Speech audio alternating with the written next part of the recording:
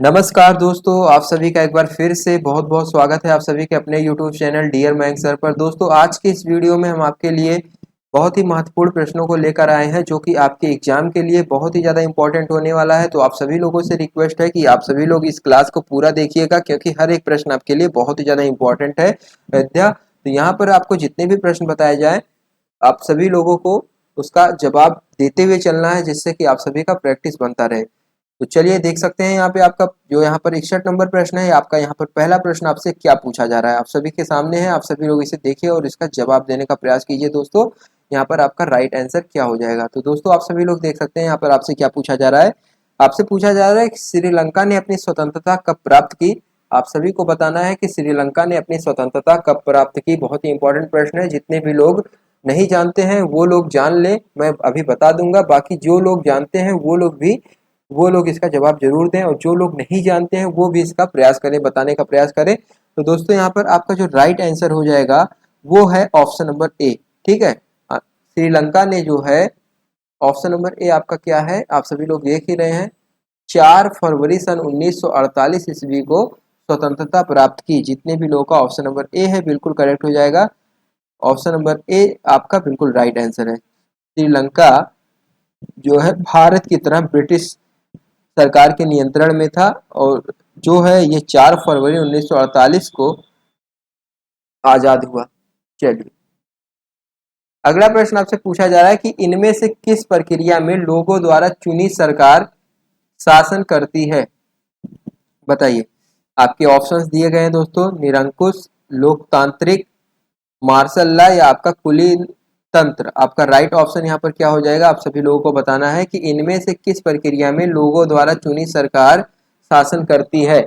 तो आप सभी लोग यहाँ पर देख सकते हैं दोस्तों, और बताने का प्रयास करिए दोस्तों यहाँ पर आपका राइट आंसर क्या हो जाएगा। तो दोस्तों, यहाँ पर जितने भी लोगों ने बताया है ऑप्शन नंबर बी लोकतांत्रिक, वो लोग यहाँ पर बिल्कुल करेक्ट हो जाएंगे। और आप सभी लोगों से रिक्वेस्ट है कि दोस्तों आप सभी लोग चैनल को सब्सक्राइब जरूर कर लें, जिससे कि आप सभी को हमारे आने वाले वीडियोज के नोटिफिकेशन आसानी से मिलते रहें। इसी के साथ हम लोग बढ़ते हैं अपने अगले प्रश्न की तरफ। अगला प्रश्न आपसे पूछा जा रहा है कि दो राज्यों के क्षेत्रों को समायोजित करने के लिए संस्थागत तंत्र है। एक है क्षेत्रीय स्तर और दूसरा है राष्ट्रीय स्तर। तो आप सभी को बताना है यहाँ पर आपका राइट ऑप्शन क्या हो जाएगा। सामंतवाद, लोकतंत्र, संघवाद या कुलीन तंत्र, कुलीन शासन तंत्र। आप सभी के ऑप्शंस यहाँ पर क्लियर हैं। अब आपको केवल बताना है कि राइट ऑप्शन यहाँ पर क्या दिया गया है। दो राज्यों के क्षेत्रों को समायोजित करने के लिए संस्थागत तंत्र है। एक है क्षेत्रीय स्तर और दूसरा है राष्ट्रीय स्तर। तो आपका यहाँ पर राइट ऑप्शन हो जाएगा दोस्तों ऑप्शन नंबर सी, संघवाद। ठीक है, संघवाद यहाँ पर बिल्कुल करेक्ट है। संघवाद जो है विभिन्न स्तरों पर सरकारी संस्थाओं को जो है सुनिश्चित करता है, निश्चय करता है। ठीक है, जैसे कि केंद्रीय स्तर पर, राज्य स्तर पर और स्थानीय स्तर पर। ठीक है, इन सभी स्तरों पर जो है शक्तियों का विभाजन करता है क्या, संघवाद। तो आप सभी लोग यहाँ पर देख सकते हैं ऑप्शन नंबर सी आपका बिल्कुल करेक्ट है दोस्तों। क्लियर हुआ ना। चलिए बढ़ते हैं अपने अगले प्रश्न की तरफ। अगला प्रश्न आप सभी से पूछा जा रहा है कि निम्नलिखित में से किस अमेरिकी राष्ट्रपति ने कूटनीतिक संबंध सुदृढ़ करने के लिए सन 1972 में चीन का दौरा किया था। बताइए दोस्तों, निम्नलिखित में से किस अमेरिकी राष्ट्रपति ने कूटनीतिक संबंध सुदृढ़ करने के लिए सन 1972 ईस्वी में चीन का दौरा किया था। तो यहाँ पर आपके ऑप्शंस हैं दोस्तों, ए बी सी डी, चार ऑप्शंस हैं। आपको बताना है राइट ऑप्शन यहाँ पर क्या है। तो रिचर्ड निक्सन, यहाँ पर जितने भी लोग बता रहे हैं वो लोग यहाँ पर बिल्कुल करेक्ट हो जाएंगे। रिचर्ड निक्सन यहाँ पर आपका बिल्कुल राइट आंसर है। ठीक है, इस अमेरिकी राष्ट्रपति ने कूटनीतिक संबंध सुदृढ़ करने के लिए 1972 में चीन का दौरा किया था। तो रिचर्ड निक्सन यहाँ पर आपका बिल्कुल राइट ऑप्शन हो जाएगा दोस्तों। चलिए, अगला प्रश्न आपसे पूछा जा रहा है कि प्रक्रियात्मक मामलों पर सुरक्षा परिषद के निर्णय जो है सदस्यों के सकारात्मक मतों द्वारा लिए जाएंगे। बताइए, 11, 10, 8, 9 कितने सदस्यों के सकारात्मक मतों द्वारा लिए जाएंगे। तो आप सभी लोग देख सकते हैं यहाँ पे आपका जो राइट ऑप्शन हो जाएगा दोस्तों, ऑप्शन नंबर आपका डी यहाँ पर बिल्कुल करेक्ट है। प्रक्रियात्मक मामलों पर सुरक्षा परिषद के निर्णय जो है सदस्यों के सकारात्मक मतों द्वारा लिए जाएंगे। ऑप्शन नंबर डी आपका यहाँ पर बिल्कुल राइट है। अगला प्रश्न आपसे पूछा जा रहा है कि संयुक्त राष्ट्र सभा के अनुसार जो है बाल अधिकारों के अंतर्गत निम्नलिखित में से कौन सा अधिकार नहीं आता है? बताइए, बाल अधिकार जो होते हैं इसके अंतर्गत कौन सा अधिकार नहीं आता है? शुद्ध पेयजल, शिक्षा, बेहतर जीवन शैली, विवाह। तो यहाँ पर आपसे पूछा जा रहा है कि बाल अधिकारों के अंतर्गत निम्न में से कौन सा अधिकार नहीं आता है? तो आप सभी लोग देख सकते हैं दोस्तों, यहाँ पर जो ऑप्शन नंबर डी है विवाह, यहाँ पर बिल्कुल करेक्ट हो जाएगा। संयुक्त राष्ट्र संघ के अनुसार बाल अधिकारों के तहत जो है विवाह विषय नहीं आता है, ठीक है। जबकि स्वच्छ योग्य जो पानी होता है, शिक्षा और बेहतर जीवन शैली, ये सब बच्चों का अधिकार है, लेकिन शादी करना ये बच्चों का अधिकार नहीं है दोस्तों, ठीक है। तो ऑप्शन नंबर डी यहाँ पर आप सभी लोगों का बिल्कुल करेक्ट हो जाएगा। सन 1950 में साम्यवादी चीन को पहचानने वाला पहला गैर कम्युनिस्ट को देश कौन था? आप सभी लोग बताइए दोस्तों, सन 1950 में साम्यवादी चीन को पहचानने वाला पहला गैर कम्युनिस्ट देश कौन था?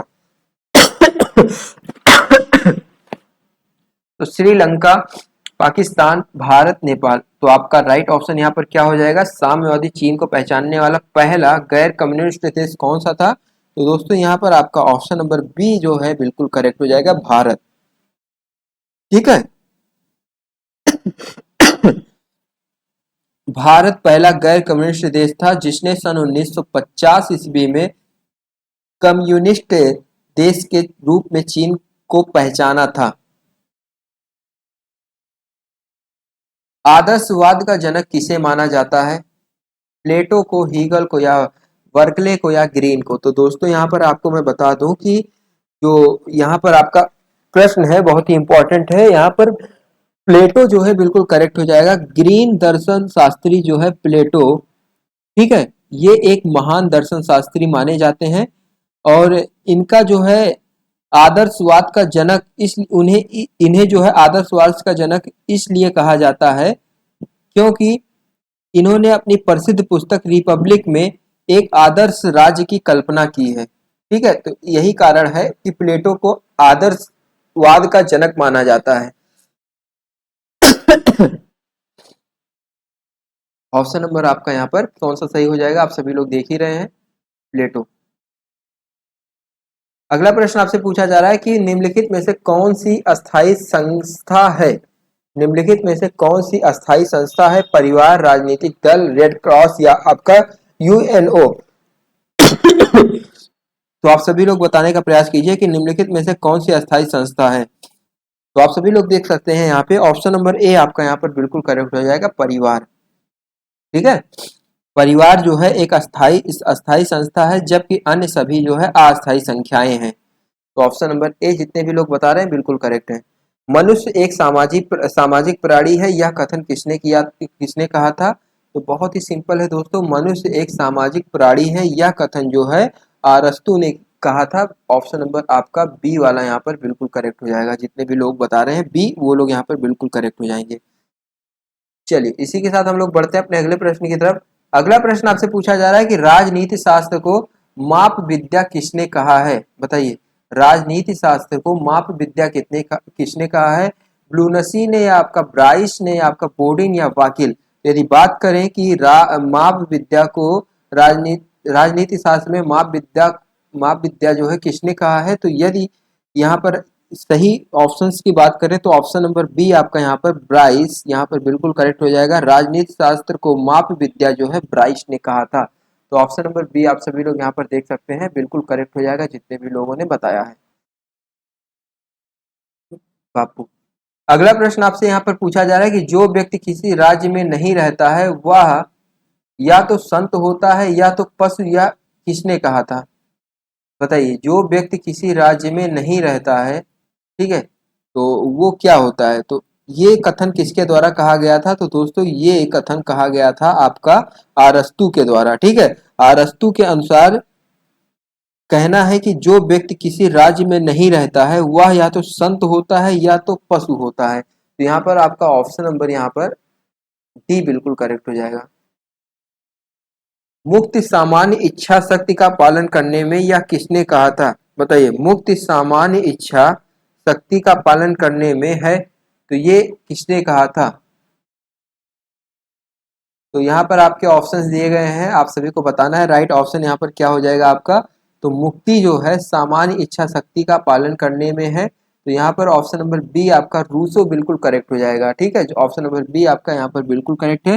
रूसो के अनुसार जो है मुक्ति जो है सामान्य इच्छा शक्ति का पालन करना, यही मुक्ति है। ठीक है, आपका ऑप्शन नंबर बी यहाँ पर बिल्कुल करेक्ट है। जो नॉर्मल इच्छाएं शक्ति होती हैं, विल पावर होता है, इसी का आप लोग पालन करें, इसी को हम लोग मुक्ति कहते हैं। यह कथन किसका है? मनुष्य स्वतंत्र पैदा होता है लेकिन सदा जंजीर से बंधा रहता है।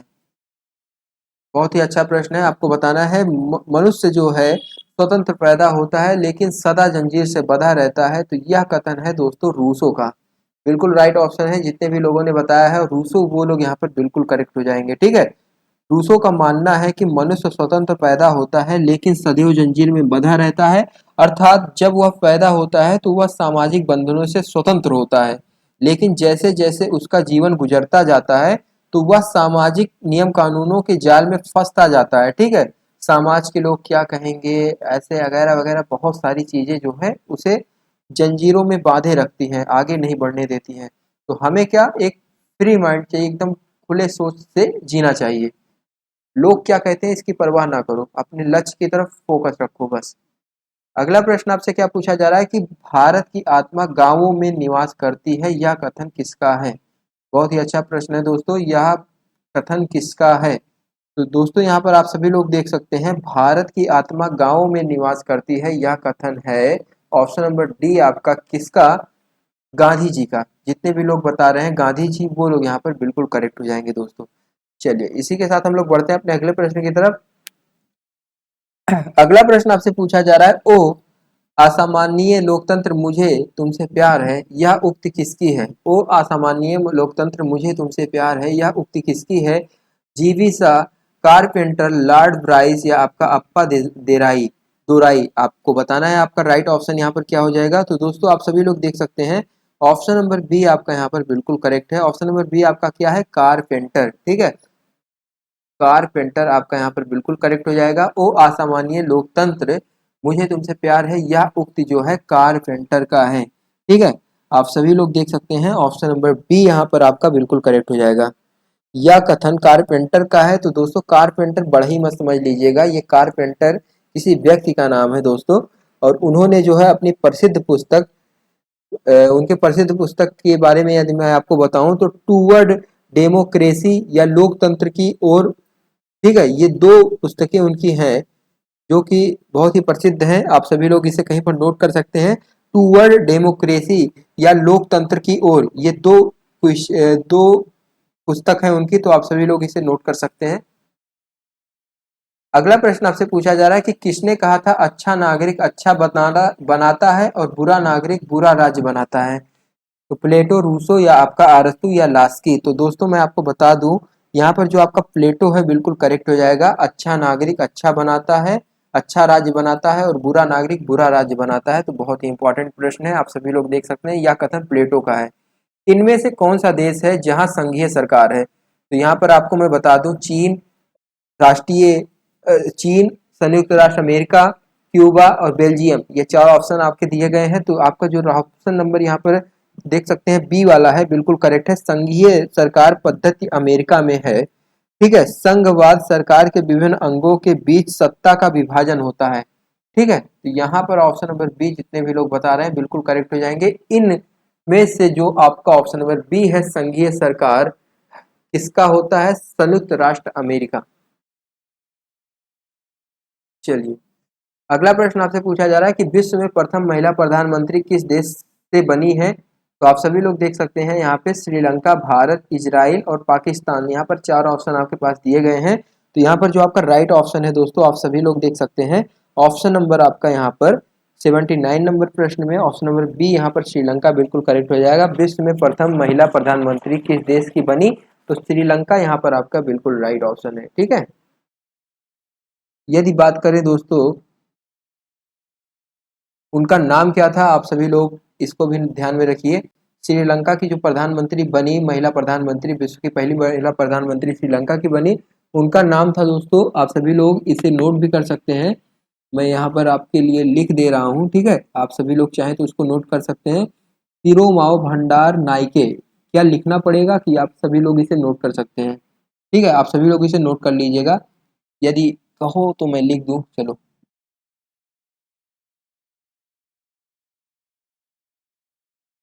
तिरुमाओ, ठीक है, भंडार नाइके।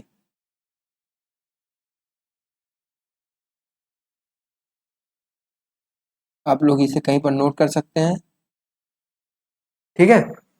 सिरोमाओ भंडार नाइके, ये बिल्कुल करेक्ट है। ये श्रीलंका के प्रथम, श्रीलंका की छोड़िए, पूरे विश्व की प्रथम प्रधानमंत्री बनी थी। मतलब श्रीलंका की प्रधानमंत्री बनी थी, लेकिन पूरे विश्व में महिला प्रधानमंत्री के लिए रूप में ये पहली महिला, पहली प्रधानमंत्री थी, ठीक है।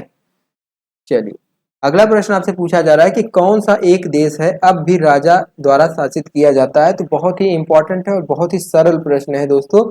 जहां अब भी राजा द्वारा शासित किया जाता है, तो वो देश है आपका ऑप्शन नंबर यहाँ पर डी, सऊदी अरब। वहां अब भी प्रिंस चलते हैं, ठीक है, प्रिंस बनाए जाते हैं, ठीक है, जो कि जनता द्वारा वहां भी चुने जाते हैं। सेम प्रोसेस है, लेकिन वहां पर जो है रूल वही है राजाओं वाला। तो ऑप्शन नंबर आपका डी बिल्कुल करेक्ट हो जाएगा। सऊदी अरब में शासन जो है राजा द्वारा चलाया जाता है। चलिए, इसी के साथ हम लोग बढ़ते हैं अपने अगले प्रश्न की तरफ। अगला प्रश्न आपसे यहाँ पर पूछा जा रहा है कि सीसीटीवी सीटीबीटी, सॉरी दोस्तों थोड़ा माफ करिएगा, यहाँ पर गलत मैंने पढ़ दिया था। सीटीबीटी व्यक्त करता है, बताइए सीटीबीटी ये क्या है और ये क्या व्यक्त करता है। तो दोस्तों सीटीबीटी, ठीक है, अर्थात इसका मतलब है व्यापक परमाणु परीक्षण प्रतिबंध संधि, ठीक है। इसका अर्थ क्या हो जाएगा दोस्तों, व्यापक परमाणु परीक्षण प्रतिबंध संधि। यह जो है विभिन्न देशों के मध्य अंतरराष्ट्रीय जो समझौता होता है उसी को कराता है। और यह एक ऐसा समझौता है जिसके जरिए जो है परमाणु परीक्षणों को प्रतिबंधित किया गया है, ठीक है। और आप लोगों को मैं बता दूं कि यह संधि 10 सितंबर 1996 ईस्वी को संयुक्त राष्ट्र संघ द्वारा अपनाई गई थी। तो आप सभी लोग यहाँ पर देख सकते हैं, यहाँ पर जो आपका राइट ऑप्शन है शस्त्र नियंत्रक उपाय, तो बिल्कुल करेक्ट हो जाएगा ऑप्शन नंबर ए। जन इच्छा की संकल्पना का समर्थन किसने किया था, बताइए। जन इच्छा की संकल्पना का समर्थन किसने किया था, होमियो ने, आपका हेगल ने, आपका कांट ने, आपका रूसो ने। तो आप सभी लोग देखिए दोस्तों और बताने का प्रयास कीजिए। तो यहाँ पर जो आपका राइट ऑप्शन है मैं आपको बता दूं, 82 नंबर प्रश्न में आपका यहाँ पर ऑप्शन नंबर डी जो है बिल्कुल करेक्ट हो जाएगा। जितने भी लोग बता रहे हैं रूसो ने बिल्कुल करेक्ट ऑप्शन है। संयुक्त राष्ट्र की नवीनतम सरकारी भाषा है चीनी, स्पेनी, रूसी, अरबी। तो संयुक्त राष्ट्र की नवीनतम सरकारी भाषा की यदि बात करें तो ऑप्शन नंबर डी आपका यहाँ पर बिल्कुल करेक्ट हो जाएगा, अरबी, ठीक है दोस्तों। संयुक्त राष्ट्र की नवीनतम भाषा आपकी अरबी है। चलिए, निम्नलिखित में से किस स्थिति में स्वेच्छाचारी शासन संभव है, बताइए।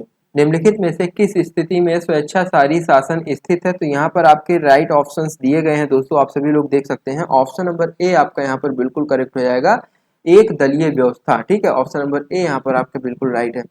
कौन से लोकतंत्र के दो रूप होते हैं, संसदीय और अध्यक्षीय, या आपका ऑप्शन बी सी डी। यदि बात करें कि कौन से लोकतंत्र के दो रूप होते हैं, तो यहाँ पर जो आपका राइट ऑप्शन हो जाएगा ऑप्शन नंबर यहाँ पर आपका बी वाला बिल्कुल करेक्ट हो जाएगा, प्रत्यक्ष और अप्रत्यक्ष, ठीक है। ऑप्शन नंबर बी जितने भी लोग बता रहे हैं वो लोग यहाँ पर बिल्कुल करेक्ट हो जाएंगे। भारत में प्रत्यक्ष लोकतंत्र का क्या उदाहरण है, बताइए। भारत में प्रत्यक्ष लोकतंत्र का क्या उदाहरण है, जिला पंचायत, नगर पंचायत, ग्राम सभा, क्षेत्र पंचायत। तो यदि बात करें कि भारत में जो है प्रत्यक्ष लोकतंत्र का क्या उदाहरण है, तो ऑप्शन नंबर सी आपका यहाँ पर बिल्कुल करेक्ट हो जाएगा, ग्राम सभा, ठीक है। चलिए, लोकतांत्रिक संस्थाओं के विकास के लिए निम्न में से क्या आवश्यक है। तो आप सभी लोग बताने का प्रयास कीजिए कि लोकतांत्रिक संस्थाओं के विकास के लिए निम्न में से क्या आवश्यक है। यहाँ पर जो ऑप्शन नंबर आपका डी है, व्यक्तिगत अधिकारों का सम्मान, वो लोग यहाँ पर बिल्कुल करेक्ट हो जाएंगे दोस्तों। लोकतंत्र सभा और राज्यसभा में लोकपाल बिल और अधिक सख्त प्रावधानों के साथ कब पारित हुआ। लोकसभा और राज्यसभा में लोकपाल बिल जो है, लोकपाल बिल और अधिक सख्त प्रावधानों के साथ कब पारित की हुआ, 2012, 13, 9, 11। तो आप सभी लोग देख सकते हैं यहाँ पे जो आपका राइट ऑप्शन है ऑप्शन नंबर बी आपका बिल्कुल करेक्ट हो जाएगा। 2013 में ये पारित हुआ था दोस्तों। साधारण विधि का क्या अर्थ है? साधारण विधि का क्या अर्थ है? तो आपको बताना है साधारण विधि का क्या अर्थ है। तो दोस्तों मैं आपको बता दूं, यहाँ पर जो आपका राइट ऑप्शन हो जाएगा, ऑप्शन नंबर यहाँ पर आप सभी लोग देख सकते हैं, बहुत ही इंपॉर्टेंट प्रश्न है। यहाँ पर जो ऑप्शन नंबर आपका डी वाला है, सरकार द्वारा बनाया गया और लागू किया जाने वाला कानून, तो बिल्कुल करेक्ट हो जाएगा। निम्नलिखित में से कौन सुलेमित नहीं है? बताइए कौन सा इसमें सुलेमित नहीं है। तो यहाँ पर कुछ अधिनियम दिए गए हैं, तो आपको बताना है कौन सा सुलेमित नहीं है। तो हिंदू विवाह अधिनियम, ये 1955 में क्या पारित किया गया था? तो आप सभी लोगों का ऑप्शन क्या है दोस्तों? तो यहाँ पर ये सुलेमित है, ठीक है, ये सही है। बी वाला गर्भ का चिकित्सीय समापन अधिनियम, मतलब गर्भ का चिकित्सीय समापन अधिनियम, ये 1971 में पारित किया, बिल्कुल सही है। महिलाओं पर घरेलू हिंसा अधिनियम, दोस्तों ये जो है यहाँ पर दिखाया गया है 1990, जबकि यहाँ पर 2005 होना चाहिए। तो यहाँ पर ये ऑप्शन आपका बिल्कुल करेक्ट हो जाएगा, क्योंकि यहाँ पर आपसे पूछा जा रहा है कि निम्न में से कौन सुलेमित नहीं है। तो महिलाओं का घरेलू हिंसा अधिनियम, ये चीज जो है सन 2005 ईस्वी में पारित किया गया था, जबकि यहाँ पर 1990 दिया गया है।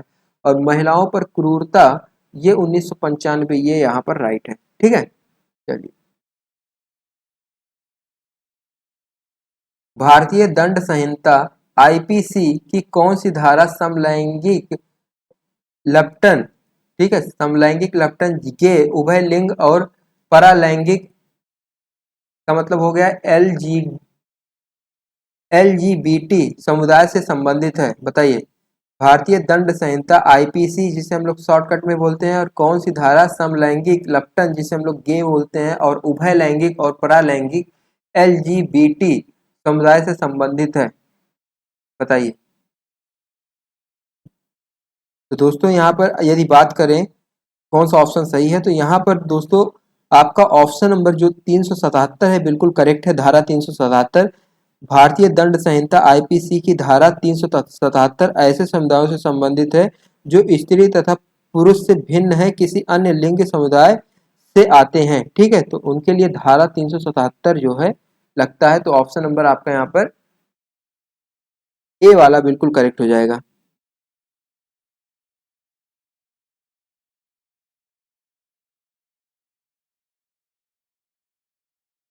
चलिए, भारत में वर्ष 2009 में निम्नलिखित में से किस उच्च न्यायालय में समलैंगिक संबंधों को कानूनी करार दिया गया? आप सभी लोग बताइए। भारत में वर्ष 2009 में निम्नलिखित में से किस उच्च न्यायालय ने समलैंगिक संबंधों को कानूनी करार दिया? तो आप सभी लोग देख सकते हैं यहाँ पे ऑप्शन नंबर यहाँ पर सी आपका बिल्कुल करेक्ट हो जाएगा। मैं आपको बता दूं दोस्तों कि जुलाई 2009 में दिल्ली उच्च न्यायालय द्वारा दो वयस्कों के बीच यौन संबंधों की धारा 377 को निरापाधार करार दिया गया, ठीक है। यहाँ पर आपको बता दूं कि जुलाई 2009 में दिल्ली उच्च न्यायालय द्वारा दो वयस्कों के बीच यौन संबंधों की धारा 377 को निरापराध निरपराध करार दिया गया, लेकिन सर्वोच्च न्यायालय द्वारा दिसंबर 2013 में इस फैसले को रोक दिया गया और फैसला दिया गया कि धारा 377 में संशोधन करने के पश्चात ही ऐसा हो सकता है, ठीक है। तो आपका यहाँ पर मैं बता दूं दोस्तों, ऑप्शन नंबर यहाँ पर आपका जो सी वाला है बिल्कुल करेक्ट हो जाएगा, जितने भी लोग बता रहे हैं दिल्ली, ठीक है। भारत में सांप्रदायिकता के विकास का मुख्य कारण क्या है? बताइए दोस्तों। तो यहाँ पर आपको मैं बता दूं, ऑप्शन नंबर ए आपका यहाँ पर बिल्कुल करेक्ट हो जाएगा। अल्पसंख्यक समूहों का शैक्षणिक और आर्थिक पिछड़ापन, ठीक है। अल्पसंख्यक संख्यक समूहों का शैक्षणिक और आर्थिक पिछड़ापन यहाँ पर आपका बिल्कुल राइट हो जाएगा दोस्तों। चलिए, मंडल आयोग रिपोर्ट किससे संबंधित है? बताइए। मंडल आयोग रिपोर्ट जो है किससे संबंधित है? तो आपका राइट ऑप्शन यहाँ पर क्या हो जाएगा? आप सभी लोग बताने का प्रयास कीजिए। तो मंडल आयोग रिपोर्ट जो है यहाँ पर आपका ऑप्शन नंबर ए अन्य पिछड़े वर्गों द्वारा संबंधित है। ऑप्शन नंबर ए यहाँ पर जितने भी लोग बता रहे हैं वो लोग बिल्कुल करेक्ट हो जाएंगे। किस राज्य के अंदर बोडोलैंड प्रादेशिक परिषद बीटीसी एक स्वायत्त स्वायत्त शासी निकाय बनाया गया है? तो आप सभी लोग देख सकते हैं असम, मिजोरम, नागालैंड, मेघालय। तो यहाँ पर जो आपका राइट ऑप्शन हो जाएगा दोस्तों, ऑप्शन नंबर ए आपका यहाँ पर बिल्कुल करेक्ट हो जाएगा, असम। ठीक है, चलिए अगला प्रश्न आपसे पूछा जा रहा है कि किस वर्ष तक भारत में एक पार्टी का प्रभुत्व था? तो आप सभी लोग देख सकते हैं यहाँ पे ऑप्शन नंबर आपका यहाँ पर बी वाला बिल्कुल करेक्ट हो जाएगा, सन 1977 ईस्वी में। ठीक है, अगला प्रश्न आपसे पूछा जा रहा है कि भारत और पाकिस्तान के बीच शिमला संधि पर हस्ताक्षर किए जाने का वर्ष है? तो सन 1972 ईस्वी या 2001 या 1965 ईस्वी या 1971 ईस्वी। तो भारत और पाकिस्तान के बीच शिमला संधि पर हस्ताक्षर किए जाने का वर्ष क्या है दोस्तों? ऑप्शन नंबर आपका यहाँ पर ए वाला बिल्कुल करेक्ट हो जाएगा, जितने भी लोग सन 1972 ईस्वी बता रहे हैं। अगला प्रश्न आपसे पूछा जा रहा है कि जब भारत और रूस के बीच मैत्री सहयोग और संधि पर हस्ताक्षर किए गए तब रूस का नेता कौन था? तो यदि बात करें तब रूस का नेता कौन था, तो यहाँ पर आपका राइट आंसर क्या हो जाएगा दोस्तों? जब भारत और रूस के बीच मैत्री सहयोग और संधि पर हस्ताक्षर किए गए तब रूस का नेता, ऑप्शन नंबर आपका बी वाला, लियोनिड ब्रेजनेव। लियोनिड ब्रेजनेव जितने भी लोग बता रहे हैं बिल्कुल करेक्ट हो जाएगा, यही था। ठीक है, चलिए राजनीति और नीतियों से व्युत्पन्न शब्द इंद्रधनुषी गठबंधन शब्द किसने दिया? राजनीति और नीतियों से व्युत्पन्न शब्द इंद्रधनुषी गठबंधन शब्द किसने दिया? तो यहाँ पर आपका राइट ऑप्शन हो जाएगा दोस्तों, ऑप्शन नंबर बी आपका बराक ओबामा। ठीक है, बराक ओबामा यहाँ पर बिल्कुल राइट आंसर है। दोस्तों मैं आपको बता दूं कि इंद्रधनुष गठबंधन का अर्थ है कई विभिन्न समूहों का एक राजनीतिक गठबंधन। ठीक है, इंद्रधनुष गठबंधन शब्द जो है बराक ओबामा ने दिया, जो कि अमेरिका के पूर्व राष्ट्रपति हैं। तो ऑप्शन नंबर बी आपका यहाँ पर बिल्कुल राइट हो जाएगा। अगला प्रश्न आपका ये लास्ट प्रश्न है दोस्तों, यहाँ पर आपसे पूछा जा रहा है कि मत पत्रों का सबसे पहले प्रयोग किसने किया, सबसे पहले प्रयोग किया गया था? मत पत्रों का सबसे पहले प्रयोग किया गया था प्राचीन यूनान में, इंग्लैंड में, ऑस्ट्रेलिया में या यूएसए में? तो आप सभी लोग देख सकते हैं यहाँ पे जो आपका प्राचीन यूनान है यहाँ पर बिल्कुल करेक्ट हो जाएगा। मत पत्रों का सबसे पहले प्रयोग जो है प्राचीन यूनान में किया गया था। तो ऑप्शन नंबर ए आपका यहाँ पर बिल्कुल राइट हो जाएगा।